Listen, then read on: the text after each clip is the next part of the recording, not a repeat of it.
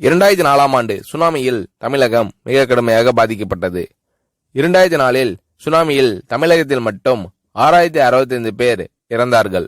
88 கிராமங்கள் நிலை குலைந்து அழிந்து போனது. இந்த சூழ்நிலையில் அம்மா அவர்கள் எடுத்த நடவடிக்கையால் 10 கிராமங்களுக்கு ஒரு அமைச்சர், ஒரு IAS அதிகாரி, ஒரு PRO என்ற ஒரு குழுவை அமைத்து உலக வரலாற்றிலேயே இது போன்ற மீட்பு நடவடிக்கை இருந்திருக்காது என்ற அளவில் 3 நாளில் பாதிக்கப்பட்ட கிராமங்களுக்கு மின்சாரம் வழங்கப்பட்டது. குடிநீர் வசதி செய்து தரப்பட்டது.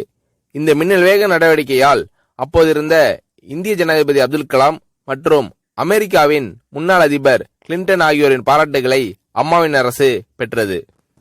அழுத கண்களை துடைக்கும் கரம் கொண்டவர் அம்மா அவர்கள். ஆண்டவன் யாரோ ஒரு நபர் மூலமாக வருவார். தமிழ்நாட்டிற்கு கிடைத்த தெய்வம் அம்மா அவர்கள். சுனாமியில் பாதிக்கப்பட்டவர்களில் 40 பேருக்கு 2 குழந்தைகளும் சுனாமியில் இறந்து விடுகிறது. அந்த 40 பேரும் ஏற்கனவே கருத்தடை ஆபரேஷன் செய்திருக்கிறார்கள். பெற்றோர்கள் மட்டும் உயிர் பிழைத்திருக்கிறார்கள்.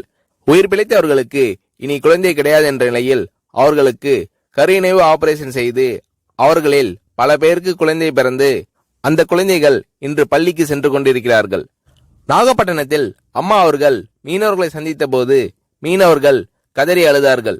அவர்களிடம் அம்மா அவர்கள், நான் இருக்கிறேன், நீங்கள் கவலைப்படாதீர்கள், இழந்து போன உயிரை தவிர மீதி அனைத்தையும் நான் உங்களுக்கு தருவேன் என்று அவர்களுக்கு தேவையான அனைத்து உதவிகளையும் செய்து தந்தார் அம்மா அவர்கள்.